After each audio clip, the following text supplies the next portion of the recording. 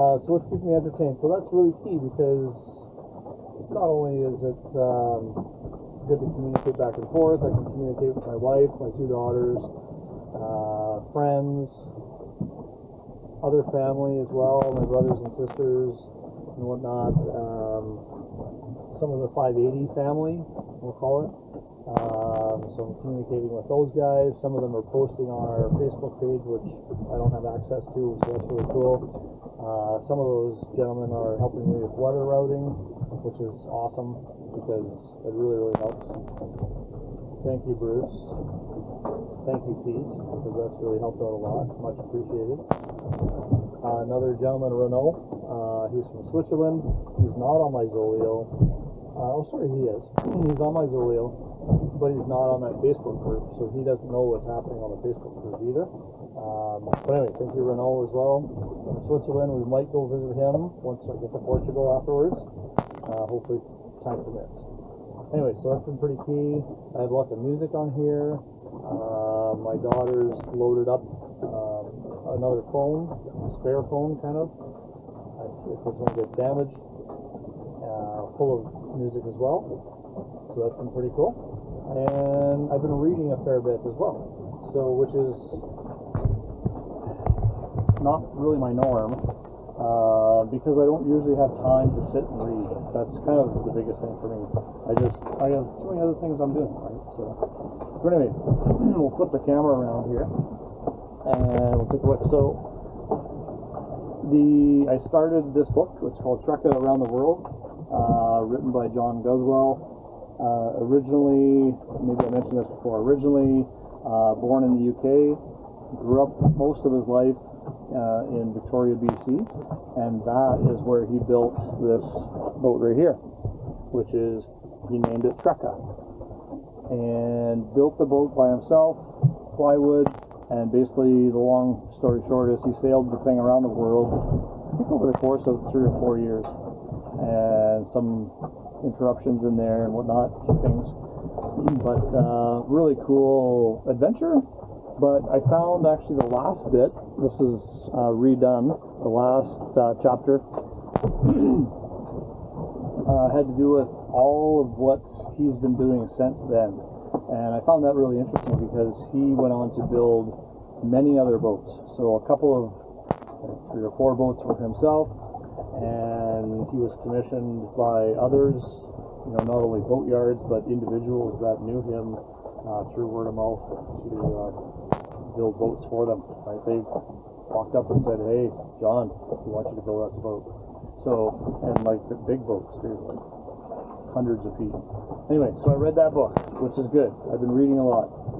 I highly recommend it, especially for those 580 builders.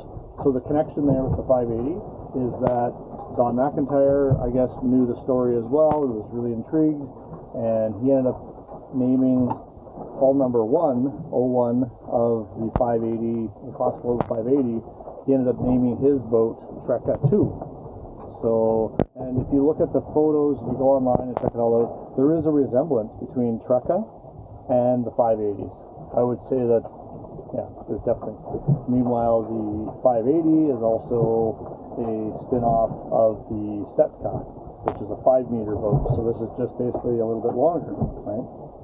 So that's that book. That was good. My daughter Lauren gave me this book, and she's going to be upset with me because it's not in very good shape now. Sorry, Lauren. But this book here, I read that book like in the past couple of weeks. 400 pages or something. I don't know what it is. 500 pages. And Project Hail Mary. I'd recommend that book as well. It's a good book. It's kind of a science fiction book, which I'm not really a sci-fi type person, but it was good. It was really good. It was an interesting story and a human connection and all the rest of it. It was really good. So I just finished that 2 days ago, which is pretty cool. Okay, next. This one here, Art of Resilience by Ross Edgley, whatever. I started reading that at home, and I'm like a little over halfway through. The Art of Resilience. So I thought maybe that would be a good book because And actually, I think it was suggested to me by somebody. I'm not too sure who. And it's been a good book. He is an amazing guy. He's done a lot of really cool things with this. This one here focuses on mainly his swim around Great Britain, around the island. Like, that's incredible. Like, I mean, I forget all the details now, but anyway, great book. Perseverance, resilience, stoic. He's pretty stoic. I'm going to read a little bit more of that starting soon. This one I read, On a Belt of Foaming Seas by Tapio Lehtinen. I read that one at home already, like I think last year, and I've read little bits of it just recently too. So it's a great book too. That one basically chronicles Tapio Lehtinen, who is a fabulous sailor, navigator, and it highlights his 2018 Golden Globe race, GGR, whereby, long story short, due to regulations where he was at with his boat, when they put the anti-fouling on the bottom, they were only able to use a certain type of anti-fouling, which isn't as strong or isn't as good as the other stuff. You know, there's always that old stuff, that was always the better stuff. So anyways, they put the stuff on, and maybe he knew it, maybe he didn't, I can't remember.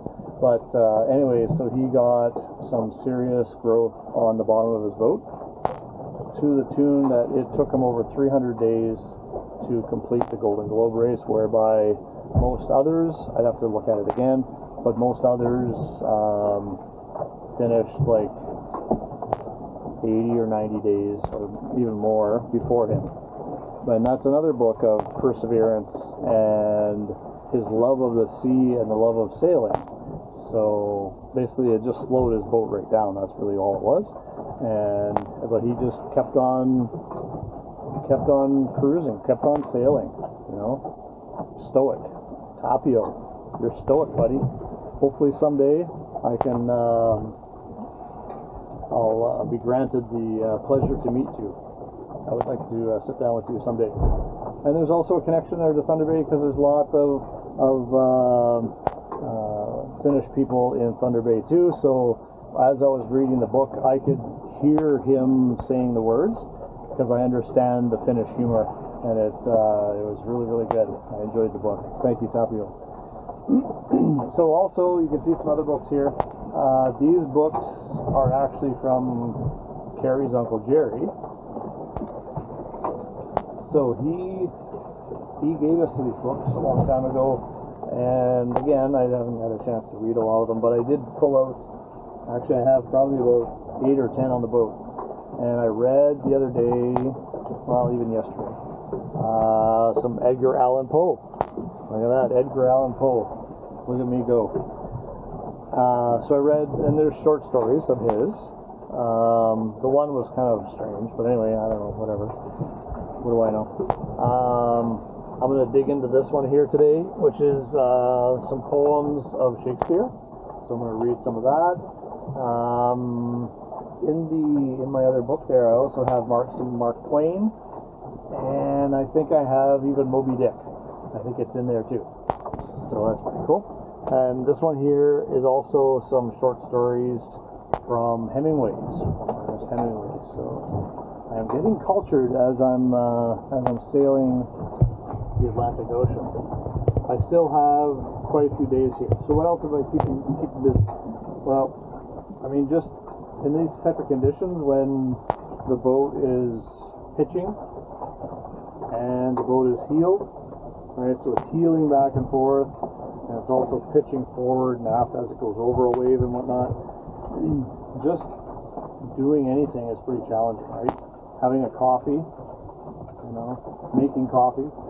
I have a great little gimbal system, which I think I have a quick little video I posted already. You can check that out. Worked out really well. Had to do a couple modifications. Maintenance-wise, there's really not a lot I've been doing, because pretty much everything is good to go. The only thing is, one thing that did fail on me was my mounts, where I mounted the electrical panel to the wall. So the little plastic tabs that are there, they broke.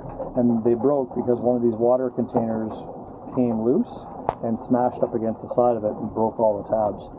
So I think what I'm going to have to do is put some plywood there to reinforce, so in case something does bang against there, at least it's not going to take the electrical panel out.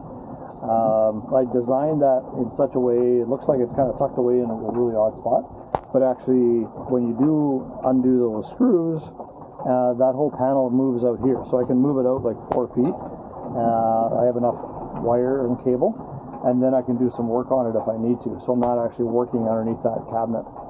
So why did I put that underneath there? Well, a couple of reasons. All of what I have in there wouldn't fit in that area where I had the original electrical panel, so I had to make a choice, and that box wouldn't fit up there either. I thought it was going to, but it didn't work out too well.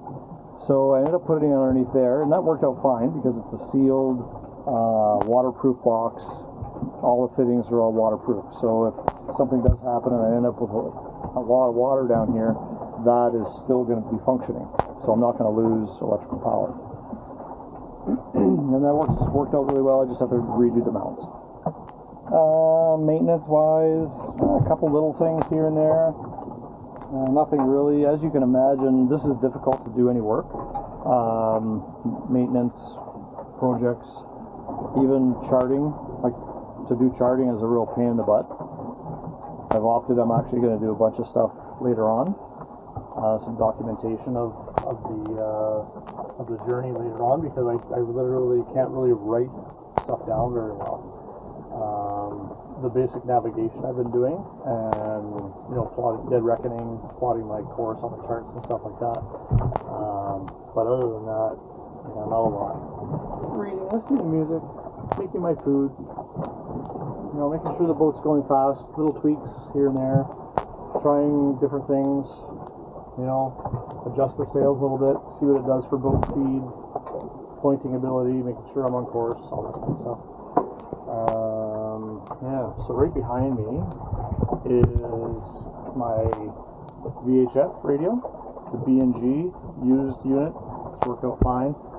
And these units are my AIS, Automatic Identification System, and that's worked out really sweet because then that allows me AIS targets, which are boats, commercial ships, or fishing vessels, show up on my chart plotter, and I can see all the information from them.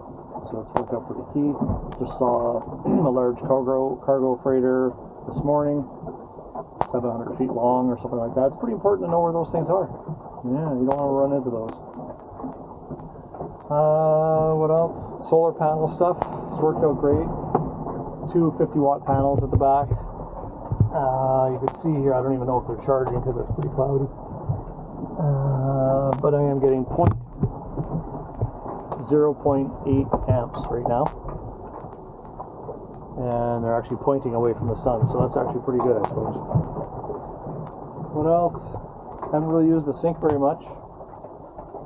I have a drain there, which is a through hull, but it's been closed the whole time. I never even opened it. I don't know if that's just me being overcautious or whatever, but just really never had the use for it. I've been washing everything in the back, using salt water. It's worked out fine. Yeah. I noticed today I went to go cook up some eggs, and some of my eggs are starting to rot. So I think I had two eggs out of the 6 that were rotten. So I don't know how many eggs I'm actually going to have left here in the short term. I have over 2 dozen left, and 600 miles to go. So I don't know if I'm going to lose a lot of them. I'm not too sure what's going to happen there, but all good. Anyway, bye for now.